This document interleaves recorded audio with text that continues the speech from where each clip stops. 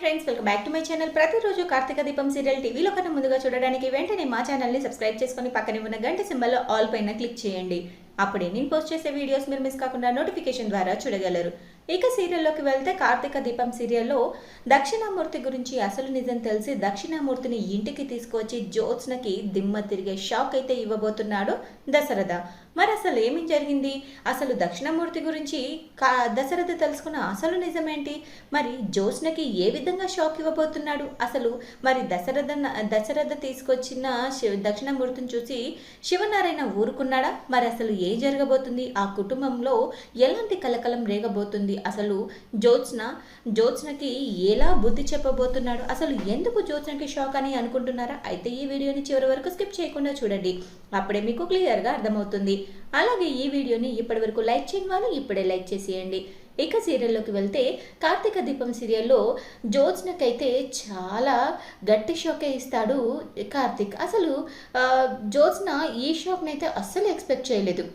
గాలికి పోతున్న ముళ్ళ కంపని నెత్తిన వేసుకున్నట్టుగా అసలు దారిన పోయేదాన్ని తనైతే తనంతట తానే తన పొగరుబోతనంతో మీదకి తెచ్చుకుంది. అదేంటి అనుకుంటున్నారా? అదేనండి సూరజ్ మ్యాటర్.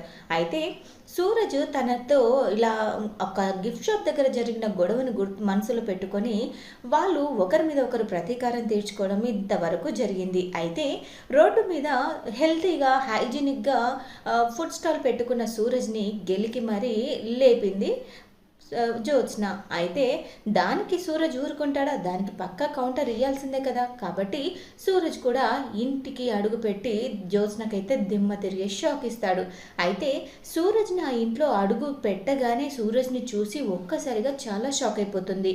ఇదేంటి వీడు ఇక్కడికి వచ్చాడు అని అంటుండగానే సూరజ్ తన విషయంలో జ్యోత్స్న చేసిందంతా శివనారాయణతో చెప్పి శివనారాయణ దగ్గర అసలు నాకు న్యాయం కావాలి, నేను కోల్పోయిన నష్టపరిహారం నాకు కావాలి, ఎవరికి డబ్బులు ఊరికే రావు కదా, అయినా మీ అమ్మాయి పొగరుబొత్తనంతో ఇదంతా చేసింది కాబట్టి నాకు న్యాయం జరగాలి, నాకు రావాల్సిన నష్టపరిహారం నాకు ఇప్పించండి అని చెప్పేసి అనగానే, ఏంటి తాత ఇంకా ఇలాంటి వాడితో మాట్లాడుతున్నావు, ఇలాంటివన్నీ ఇంటికి రానివ్వడమే తండగా, అసలు పోలీసులకు ఫోన్ చేయండి తాతయ్య, ఫోన్ చేసి బయటికి పంపించేయండి, వీడి మీద ఎలా కేసు పెట్టాలో నాకు బాగా తెలుసు అనగానే నోర్ముయ్ అంటూ సూరజ్ ముందే జ్యోత్స్న చెంప చెల్లు మనిపిస్తాడు శివనారాయణ. ఎందుకంటే శివనారాయణ వాల్యూస్కి ఇంపార్టెన్స్ ఇస్తారు. అది కాక కష్టపడి పని చేసుకునే వాళ్ళంటే శివనారాయణకు ఒక ప్రత్యేకమైన అభిమానం ఉంది.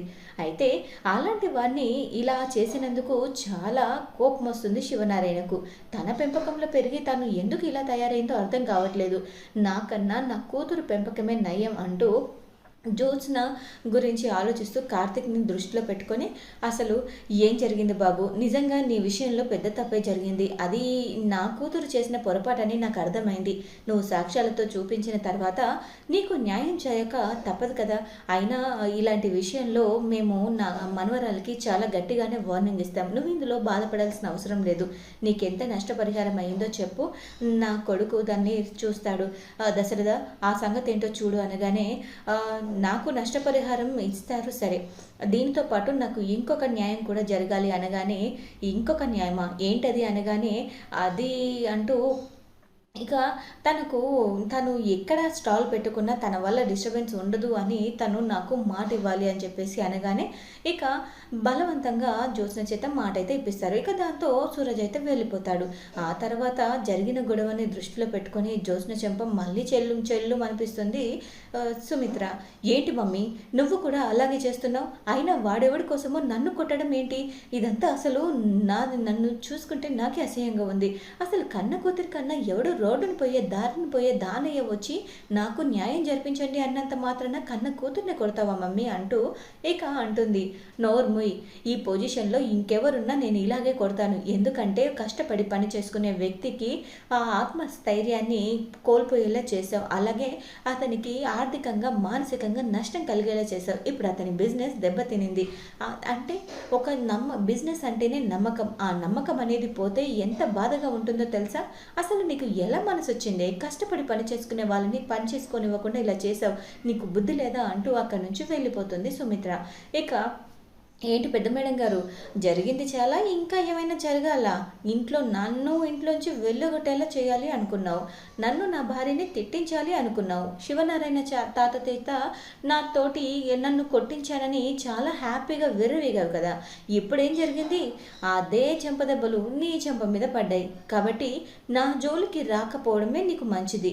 నువ్వు అంతటా నువ్వు ఏదో కాంపిటీషన్ అంటూ ఛాలెంజ్ అంటూ పెట్టుకున్నావు కాబట్టి ఒక 2 వారాలు ఆగితే ఆ ఛాలెంజ్లో ఎట్లాగో నువ్వు ఓడిపోతావు. కానీ అప్పటి వరకు అయితే నువ్వు సీఈఓగా, టెంపరీ సీఈఓగా అయితే ఉంటావు కదా, ఆ పొజిషన్ని నిలబెట్టుకో. లేదంటే అక్కడి నుంచి కూడా గెంటేస్తే రోడ్డున పడాల్సి వస్తుంది.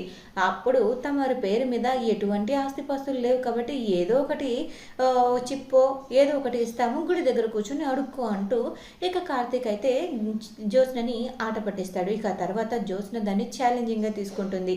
ఎలాగైనా బావకి నేను ఏంటో చూపించాలి అని అనుకొని అసలు దక్షిణమూర్తి ఎవరు, అసలు ఎందుకు వచ్చాడు అని కనుక్కోవడానికి వెళ్తుంది. అయితే దక్షిణమూర్తిని కలవడానికి వెళ్ళిన జ్యోత్స్నకి, ఏంటి నువ్వు ఆ ఇంటి వారసురాలుగా చెలామణి అవుతున్నానని సంతోషంగా ఉన్నావా అంటూ అనగానే ఒక్కసారిగా షాక్ అయిపోతుంది జ్యోత్స్న. ఏం మాట్లాడుతున్నారు మీరు? నేను ఆ ఇంటి వారసురాలుగా చెలామణి అవ్వడం ఏంటి? నేనే ఆ ఇంటి వారసురాలని అనగానే, ఇది మీ శివనారాయణ తాతకు చెప్పు, నాకు కాదు. ఎందుకంటే వాడికి తెలియదు కాబట్టి నువ్వు ఏం చెప్పినా గుడ్డిగా నమ్ముతాడు. నువ్వు మీ నానమ్మ అందరూ కలిసి మోసం చేసి ఆ ఇంట్లో పుట్టిన నా కూతురికి పుట్టిన కూతుర్ని మీరు దారిన పోయే దానమ్మలాగా చేశారు. కాబట్టి నేను నా మనవరాలకి ఎలా న్యాయం చేయాలో అలా న్యాయం చేస్తాను. నువ్వు ఆ ఇంటి వారసురాలివి కాదు అని తెలిసిన మరుక్షణం ఇంకా శివనారాయణ కోపానికి నువ్వు అస్సలు తట్టుకోలేవు. ఈ భూమి మీద నేను ఎందుకున్నాను, నాకు ఇంకా చావెందుకు రాలేదని బాధపడే రోజులు వస్తాయని అనగానే ఒక్కసారిగా షాక్ అయిపోతుంది.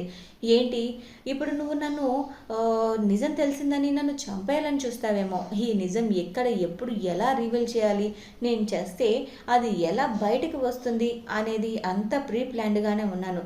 నువ్వేమీ నాకు చెప్పాల్సిన అవసరం లేదు. అయినా ఆ రోజు నేను మీ ఇంటికి వచ్చింది ఆ విషయం గురించి చెప్పడానికే. కానీ అక్కడ శివనారాయణ నా మీద ఇంకా కోపంగా ఉన్నాడు కాబట్టి అక్కడ నుంచి నోరు మూసుకొని బయటికి వచ్చేసాను. కానీ ఇప్పుడు మాత్రం అలా జరగనివ్వను. మంచి టైం చూసి శివనారాయణ మనసు మార్చేసి అసలు నిజాలేంటో బయటపెట్టి అసలైన నా మనవరాలు ఎక్కడుందో తెలుసుకుంటాను అంటూ ఇక తనైతే చెప్పేస్తాడు. ఇక దక్షిణామూర్తి మాటలు విని ఒక్కసారిగా షాక్ అయిపోతుంది. వాడిని చంపేయాలన్నంత కోపం వస్తుంది. కానీ ఈ విషయం వాడికి మాత్రమే కాదు, కార్తిక్కి, దీపకి, అలాగే ఇంకా దాసుకి, వీళ్ళందరికీ తెలిసిందని తెలిసి వీడిని చంపడం అనవసరం, నేను ఏదో ఒకటి చేస్తాను, ఖచ్చితంగా చేస్తాను, వీళ్ళందరికీ బుద్ధి వచ్చేలా చేస్తాను అని చెప్పేసి జ్యోత్స్నైతే దీప గురించి ఆలోచిస్తూ ఉంటుంది. అక్కడ నుంచి ఇంటికైతే వెళ్ళిపోతుంది. నేనేదో దక్షిణామూర్తి గురించి అసలు ఆ బ్యాక్గ్రౌండ్ ఏంటి, అసలు వాళ్ళ ఫ్లాష్ బ్యాక్ ఏంటి అని తెలుసుకోవడానికి వస్తే శివనారాయణ గురించి చెప్పి నన్నే బెదిరిస్తాడా, నన్నే బ్లాక్మెయిల్ చేస్తాడా అని చెప్పేసి జ్యోత్స్న కోపంతో రగిలిపోతూ ఉంటుంది. అయితే సుమిత్ర బాధపడుతూ ఉంటుంది. కన్న తండ్రికి ఒకవైపు అలా అవుతే నేను చూడ్డానికి కూడా వెళ్ళలేకపోతున్నాను. అది మా నాన్న చేసుకున్న పొరపాటు. కానీ కన్న తండ్రిని అలాంటి పొజిషన్లో చూస్తూ కూడా నేను ఏమీ చేయలేకపోతున్నాను అంటూ సుమిత్ర చాలా బాధపడుతూ ఉంటుంది. అయితే సుమిత్ర బాధను గుర్తించిన దశరథ, ఏంటి సుమిత్ర, మీ నాన్నగారి గురించి ఆలోచిస్తున్నాం అనగానే, కాదండి అది అది అంటూ తడబడుతూ ఉండగా, చూడు సుమిత్ర, నువ్వు నాకు ప్రాణం. నా ప్రాణం ఎలా ఆలోచిస్తుంది, ఏం ఆలోచిస్తుంది నాకు తెలియకుండా ఉంటుందంటావా? నువ్వు మీ నాన్న గురించి ఆలోచిస్తున్నావని అర్థమైంది. రా సుమిత్ర, మనం మీ నాన్నని చూడడానికి వెళ్దాం అనగానే, లేదండి, మా నాన్న చేసింది నిజానికి తప్పే. మా నాన్న చేసిన తప్పుకి అసలు ఎవరు క్షమించరు. కానీ కార్తిక్ ఈరోజు చెప్పిన మాటలు నా కళ్ళు తెరిపించాయి. అలాగే మామయ్య గారికి కూడా దక్షిణామూర్తి అంటే అదే మా నాన్నగారి మీద కోపం ఉంది. కానీ కొంచెం ఆ కోపం తగ్గిందని నేను అనుకుంటున్నాను అనగానే, కొంచెం కాదు, ఆ కోపాన్ని మొత్తం తగ్గించే ప్రయత్నం చేద్దాం. మళ్ళీ మునుపట్లాగా మా నాన్న మీ నాన్నని దగ్గరికి తీసుకునేలా చేద్దాము. నువ్వు అవన్నీ మనసులో పెట్టుకోకు, అసలే నీ ఆరోగ్యం బాగలేదు, నువ్వు ఈ టైంలో ఇవన్నీ ఆలోచించొద్దు అని చెప్పేసి అంటాడు. ఇక వెంటనే హాస్పిటల్కి అయితే వెళ్తాడు. హాస్పిటల్కి వెళ్ళిన తర్వాత దశరథ దక్షిణామూర్తితో మాట్లాడతాడు. రా అల్లుడు, నీ కోసమే ఎదురు చూస్తున్నాను. నువ్వు వస్తావని నాకు తెలుసు అల్లుడు, కానీ ఇంత తొందరగా వస్తావని అనుకోలేదు. నేను నీకు ఒక ముఖ్యమైన విషయం చెప్పాలి అనగానే, ఏంటి ఏంటి ఆ విషయం అనగానే, ఇందాకే నీ కూతురు కాని కూతురు జ్యోత్స్న ఇక్కడికి వచ్చిందని చెప్పగానే, ఏం మాట్లాడుతున్నారు? కూతురు కాని కూతురా? నాకేం అర్థం కావట్లేదు అనగానే, నీకు అన్నీ తెలుసని నాకు తెలుసు అల్లుడు. నువ్వు జ్యోత్స్న కూతురు కాదన్న విషయం తెలియకుండానే ఉందా? ఇన్నాళ్ళు జ్యోత్స్న కాదు అసలైన వారసురాలని నీకు తెలియని విషయమా అంటూ అనగానే, ఇదేంటి దక్షిణామూర్తికి ఈ విషయం ఎలా తెలుసు అని కంగారు పడుతూ ఉంటాడు. నాకెలా ఈ విషయం తెలుసు అని టెన్షన్ పడుతున్నావా? ఈ విషయం నాకు ఇప్పుడే కాదు, మీకు ఆ బిడ్డ దూరమైనప్పటి నుంచి కూడా నాకు తెలుసు అని చెప్పేసి దక్షిణామూర్తి అన్ని నిజాలు చెప్పేస్తాడు. ఇక దక్షిణామూర్తి మాటలు విన్న తర్వాత జ్యోత్స్న ఇక్కడికి వచ్చి వెళ్ళి దక్షిణామూర్తిని బెదిరించిందని తెలిసిన తర్వాత జ్యోత్స్నకి బుద్ధి చెప్పాలంటే మా మామయ్య కరెక్ట్ అంటూ వాళ్ళ నాన్నకి ఏదో ఒకటి సర్ది చెప్పుకుంటాను అని చెప్పేసి దక్షిణామూర్తిని అయితే ఇంటికి తీసుకువెళ్ళడానికి ప్రయత్నం అయితే చేస్తాడు, ప్లాన్ చేస్తాడు. అయితే ఇదే విషయం కార్తిక్తో ముందుగా చెప్పాలని కార్తిక్కి ఫోన్ చేస్తాడు. ఇలా దక్షిణామూర్తి మామయ్యకి అన్ని విషయాలు తెలుసు, జ్యోత్స్న నా కూతురు కాదు అని తెలుసు, కానీ నా కూతురు ఎక్కడుందో అని దక్షిణామూర్తి గారు ఆలోచిస్తున్నారు. అంటే ఈ జ్యోత్స్న ఆటలు అరికట్టాలంటే ఖచ్చితంగా దక్షిణామూర్తి గారు మన ఇంటికి రావాల్సిందే కార్తిక్. నేనైతే ఆ మామయ్యని ఇంటికి తీసుకువస్తున్నాను, నువ్వేమంటావు అనగానే, ఆహా, కరెక్ట్ ఆలోచన చేసావు మామయ్య. ఎందుకంటే నిజంగా మీ మామయ్య అదే దక్షిణామూర్తి తాత ఇంటికి రావడమే కరెక్ట్. దానివల్ల వాళ్ళిద్దరి మధ్య ఉన్న గొడవ ఏంటో అర్థమవుతుంది. అలాగే శివనారాయణ తాతని దక్షిణామూర్తి తాతని ఇద్దరిని ఒకటి చేస్తే అత్త కూడా సంతోషిస్తుంది.